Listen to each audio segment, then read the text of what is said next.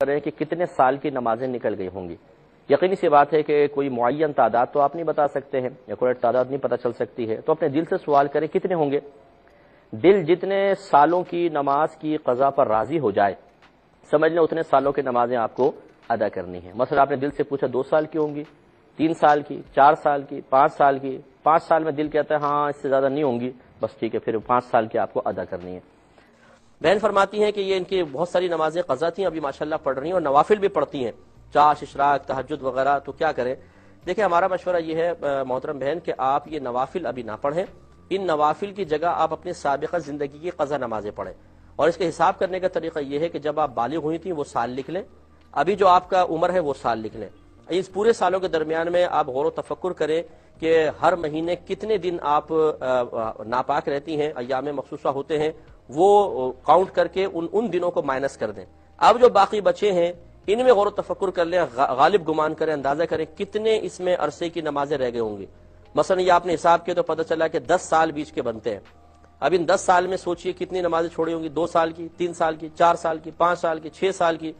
جہاں آپ کا دل مطمئن ہو جائے کہ ہاں اتنی ہوں گی، سے زیادہ نہیں ہوں گی، بس وہ سال آپ لکھ لیجئے، اتنے سال کی نمازیں آپ نے قضا کرنی ہے۔ جو نمازیں قضا ہوتی ہیں وہ فرض ہیں یا واجب؟ 2 فجر، 4 ظہر، 4 عصر، 3 مغرب، 4 عشاء اور 3 وتر۔ اس طرح ایک دن کی 20 رکعتیں بنتی ہیں۔ آپ نوافل سب چھوڑ دیں، ان کی جگہ 20 رکعتیں ادا کریں۔ بس نیت یوں کریں گی جیسے آپ فجر پڑھ رہی ہیں تو اللہ تعالیٰ کی بارگاہ میں عرض کریں یا رب کریم جو سب سے پہلی فجر میری قضا ہوئی میں اس کو ادا کر رہی ہوں، اللہ اکبر پر۔ اس طرح ظہر، عصر، مغرب، عشاء ایک ہی وقت میں آپ پورے ایک دن کی نمازیں 6 کی 6 نمازیں ادا کر سکتی ہیں تو انشاءاللہ اس سے استادہ ہو جائیں گے۔ گھبرائیں نہیں کہ وقت ہی نہیں ملتا، کتنے عرصے کے اندر پڑھیں۔ آپ نوافل چھوڑیں، ان کی جگہ پڑھیں، خود بخود وقت ملے گا، اور شروع کرنا آپ کا کام ہے، اختتام آپ کا کام نہیں ہے۔ اگر اللہ نے مہلت دی زندگی میں ختم کر لیں، مہلت نہیں دی تو اس کی رحمت سے امید ہے کہ انشاءاللہ وہ درگزر ادا کرتے ہوئے کس چیز کا لحاظ رکھا جائے، کس وقت میں ادا کیا جائے۔ لیکن پہلی بات تو یاد رکھیں کہ بالغ ہو جانے کے بعد سے لے کر آپ کی ابھی تک جتنی عمر ہے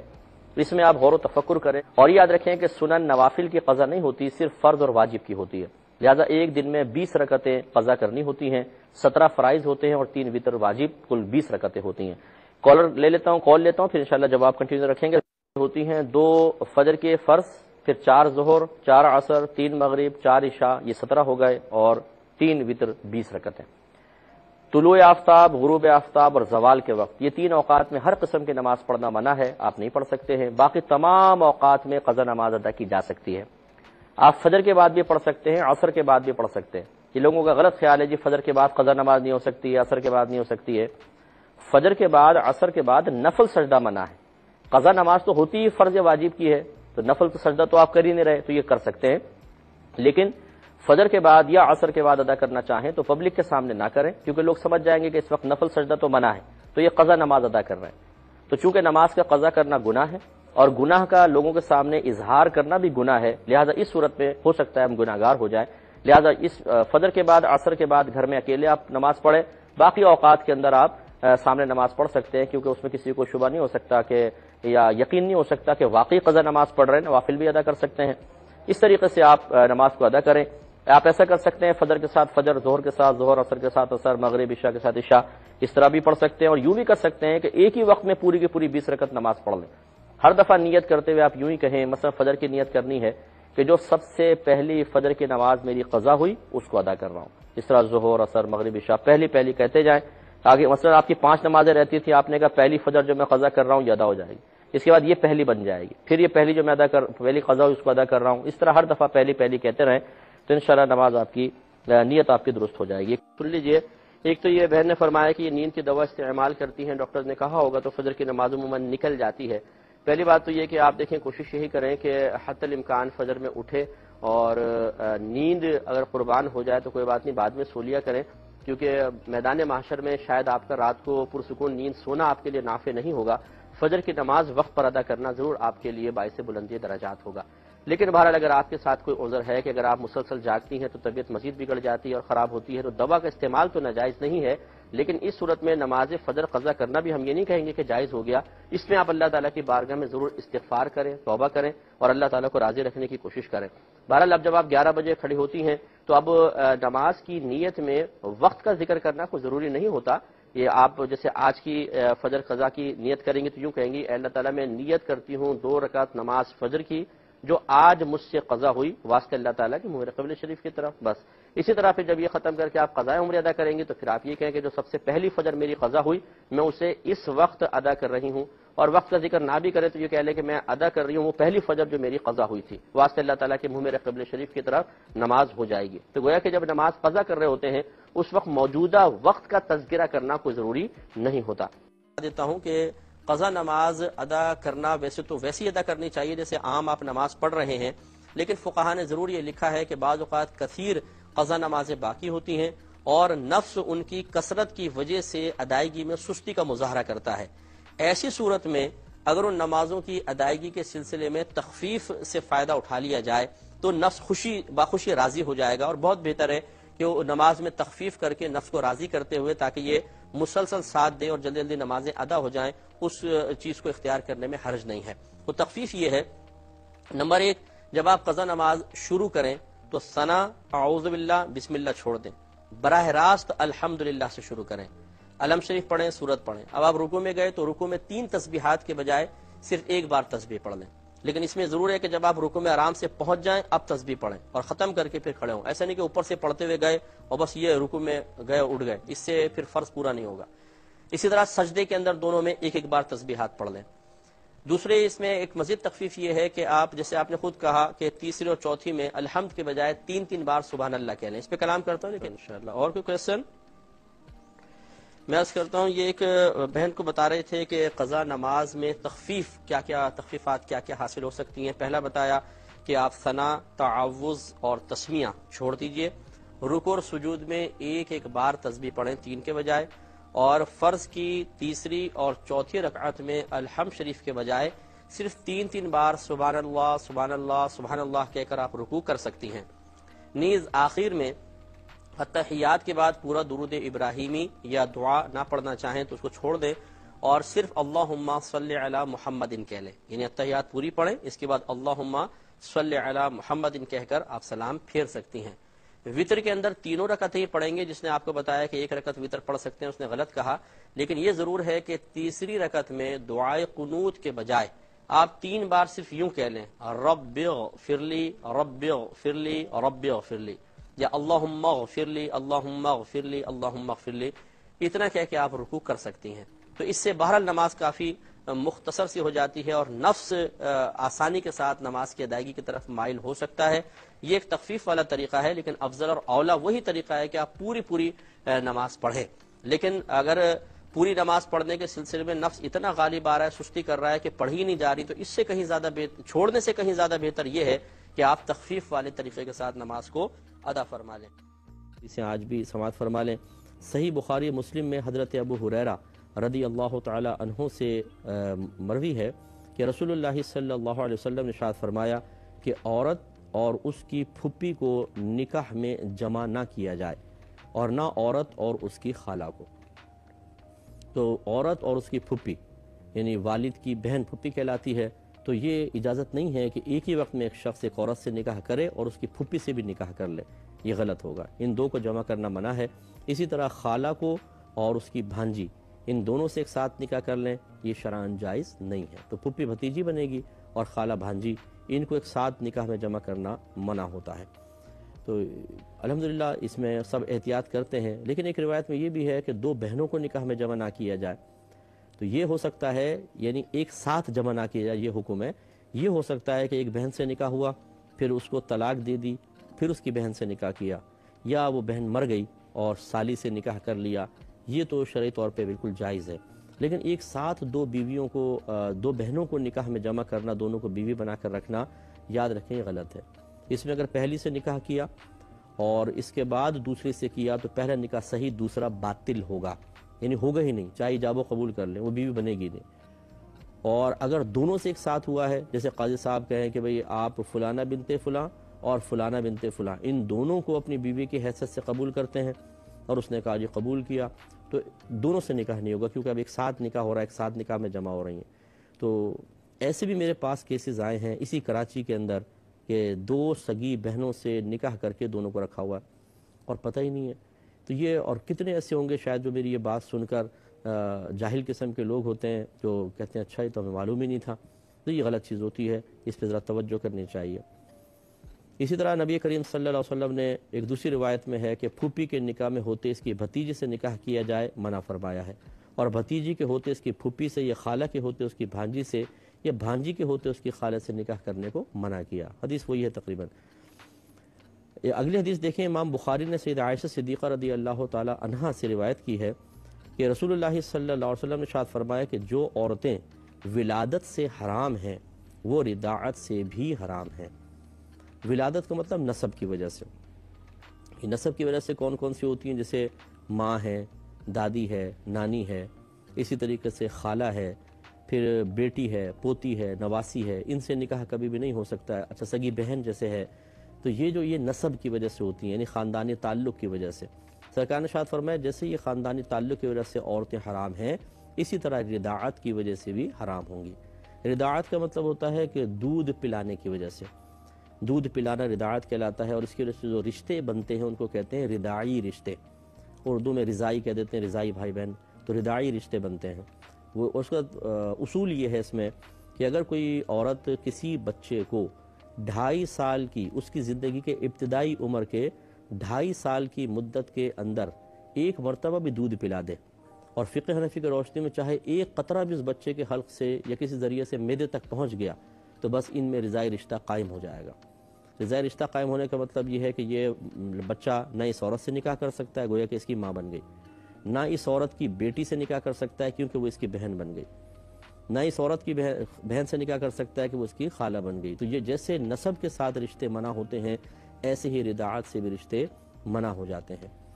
تو میں اپنی بہنوں سے گزارش کرتا ہوں وہ خاص طور پہ توجہ فرمائیں۔ بعض اوقات ایسا ہوتا ہے کہ شادی بیاہ ہو رہی ہوتی ہے، شادی بیاہ کے گھر ہوتا ہے، اور کچھ خواتین کے چھوٹے چھوٹے بچے ہوتے ہیں، ایک کچن میں کام کر رہی ہے، کہیں جا کام کر رہی ہے، اس کا بچہ جاگ گیا، رونے لگا، تو وہ دوسری کو کہہ دیتی ہے ذرا دیکھنا، ذرا سنبھالنا، میں آئی بس۔ تو بعض اوقات عورتیں بچوں کو دودھ پلانا شروع کر دیتی ہیں، تو اب یاد رکھیں جس نے 2.5 سال کی مدت میں کسی بچے کو دودھ پلایا تو یہ رضاعت ثابت ہو گئی۔ حکم شرع یہ ہوتا ہے اگر اس طرح کبھی عورت نے دودھ پلایا، جیسے عموماً بہنوں میں ہوتا ہے، سگی بہنوں میں خالہ نے دودھ پلا دیا، تو وہ اس کو ظاہر کرے، اس کو بتا دے خاندان میں، یعنی عورتوں کو کہ بھی میں نے اس کو دودھ پلایا ہے، تاکہ اس کی وجہ یہ ہے کہ بعض اوقات عورتیں بتاتی نہیں ہیں، ان کا انتقال ہو جاتا ہے، بچے بڑے ہوتے ہیں اور وہ رضائی بھائی بہن ہوتے ہیں، لیکن خاندان والے ان کا آپس میں نکاح کر دیتے ہیں، اور آپ جانتے ہیں کہ یہ نکاح نہیں ہوگا اور گناہ گار ہوں گے۔ اب یقینی سی بات ہے کہ جن کو نہیں معلوم وہ تو نہیں ہوں گے گناہ گار، نہ ہی لڑکا لڑکی گناہ گار ہوں گے، لیکن بہرحال اس پہ توجہ کرنی چاہیے۔ اور یہ یاد رکھیں کہ اگر فرض کر لیں کوئی عورت اس بات کا دعویٰ کرتی ہے کہ میں نے اس لڑکے کو دودھ پلایا ہے، لڑکی کو دودھ پلایا ہے، تو فقہ حنفی کی روشنی میں جب تک وہ گواہ پیش نہ کر دے اس کا قول نہیں مانا جائے گا۔ ایک عورت کی گواہی تسلیم نہیں ہوتی، نہیں مانا جائے گا سے مراد یہ ہے کہ اگر کوئی انکار کرنا چاہے تو کر سکتا ہے۔ عورت سے کہا جائے گا آپ 2 مرد یا 1 مرد 2 عورت بطور گواہ پیش کریں کہ آپ نے اس کو دودھ پلایا ہے، اگر وہ پیش کر دے ٹھیک، نہیں تو سامنے والے کہہ سکتے ہیں کہ ہم تمہاری بات نہیں مانتے، اور وہ اپنے بچے کا نکاح ایسی جگہ کر دیں۔ اور اگر چاہیں تو پھر احتیاط اس میں ہے کہ ایک عورت کا قول بھی قبول کر لیں۔ یہ بخاری کی ہی روایت، ایک صحابی تھے، ان کا نکاح ہونے لگا تو ایک عورت آ گئی، اس نے آ کر کہا کہ آپ دونوں کا تو نکاح ہی نہیں ہو سکتا کیونکہ میں نے آپ دونوں کو بچپن میں اپنا دودھ پلایا ہے، تو آپ رضائی بھائی بہن ہیں۔ تو وہ شوہر فوراً علیحدہ ہوئے اور وہ نبی کریم صلی اللہ علیہ وسلم کے پاس پہنچ گئے اور یہ مسئلہ ذکر کیا کہ ایک عورت نے ایسا کہا ہے، تو میرے آقا صلی اللہ علیہ وسلم نے ارشاد فرمایا جب ایک عورت نے کہا ہے تو آپ ان سے نکاح نہ کریں۔ تو اس نوجوان نے اس لڑکی کو اپنے سے جدا کر دیا۔ اب اس سے یہ ہم نتیجہ نہیں نکال سکتے کہ ایک عورت کی گواہی کافی ہے، کیونکہ پہلے قرآن ہے پھر حدیث ہے۔ قرآن میں گواہی کا معیار 2 مرد یا 1 مرد اور 2 عورت رکھا ہے، تو حدیث سے قرآن کے معیار کو تو ہم نہیں ختم کر سکتے، اس لیے احناف نے قرآن اور حدیث کو دونوں کو جمع کر کے یہ فرمایا کہ اصل تو یہی ہے کہ عورت پہلے گواہ پیش کرے، 2 مرد یا 1 مرد 2 عورتیں، تبھی اس کا قول ویلڈ ہوگا، ورنہ ہم رد کر سکتے ہیں۔ لیکن حدیث یہ کہتی ہے اگر ایک عورت بھی گواہی دے تو اگر آپ چاہیں تو قبول کر لیں۔ وجہ اس کی یہ ہے کہ دل میں وسوسے پیدا ہوتے رہیں گے، یار پتہ نہیں شاید سچ کہہ رہی ہو، تو پھر وہ رشتے پہ فرق پڑ جائے گا، یعنی جذبات اور فیلنگز ویسے نہیں رہیں گے، بہن سی محسوس ہوگی۔ اس لیے بہتر ہے کہ ایک عورت کا قول بھی قبول کر لیں۔ لیکن آپ تھوڑا سا غور کریں کہ فقہ حنفی اس لحاظ سے بہت ہی بہترین مذہب ہے اور اس کے مسائل بہت ہی بہترین ہیں کہ عورتوں میں عموماً میں نے یہ دیکھا ہے اس طرح کے جھوٹ اور اس طرح کی باتیں بہت زیادہ عام ہوتی ہیں۔ اگر ایک عورت یہ دیکھے کہ یہ لڑکی کا رشتہ میرے بیٹے کو مل جائے فلاں کو نہیں، یا مثلا اپنے بیٹے کے ساتھ تو نہیں، اس لڑکی کا رشتہ میری بہن کے بیٹے کے ساتھ ہو جائے فلاں کے ساتھ نہیں، تو یہ ہو سکتا ہے کہ وہ کہہ دے کہ میں نے دودھ پلایا تھا فلاں کو، یا اس نے دودھ پلایا تھا، تم نے دودھ پلایا تھا، یوں کر کے، تاکہ رشتہ کوئی مطلب شک میں پڑ جائے۔ تو اگر ایک عورت کی گواہی قبول ہوتی تو پھر عورتیں اس معاملے میں جس رشتے کو خراب کرنا چاہتی بڑی آسانی سے کر سکتی تھیں۔ تو شریعت نے اس میں ایک پابندی رکھی ہے، اس سے بڑا فائدہ ہے بہت سے لوگوں کو، ورنہ خاندان میں عموماً ایسا ہو سکتا تھا۔ تو خلاصہ کلام یہ ہے کہ میرے آقا صلی اللہ علیہ وسلم نے ایک ضابطہ قاعدہ بیان فرمایا کہ جس طریقے سے کسی گھر میں بچہ پیدا ہوتا ہے تو اس کے پیدا ہوتے ہی فوراً یعنی چلو پیدا ہونے کے بعد بالغ ہو گیا تو بہت سے رشتے خود بخود اس کے لیے حرام ہو جاتے ہیں۔ لڑکا ہے تو بہن سے نکاح حرام ہے، ماں ہے، دادی ہے، نانی ہے، پھوپھی ہے، اسی طریقے سے خالہ ہے، اسی طرح بیٹا، بیٹی، پوتی، نواسی، ان سے نکاح نہیں ہو سکتا۔ اس کے لیے اس کو کوئی نیا عمل کرنے کی حاجت نہیں ہے۔ اسی طریقے سے یہاں پر ہے کہ جیسے ہی کوئی بچہ 2.5 سال کی مدت میں دودھ پیتا ہے تو رضاعت ثابت ہو جاتی ہے۔ یہاں یہ وضاحت اور تھوڑی سی میں کر دیتا ہوں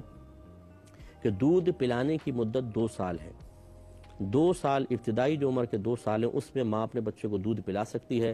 2 سال کمپلیٹ ہو جانے کے بعد اگر ایک دن بھی زیادہ کیا تو یہ عورت گناہگار ہوگی، یہ اچھی طرح یاد رکھیں، اب نہیں پلا سکتی۔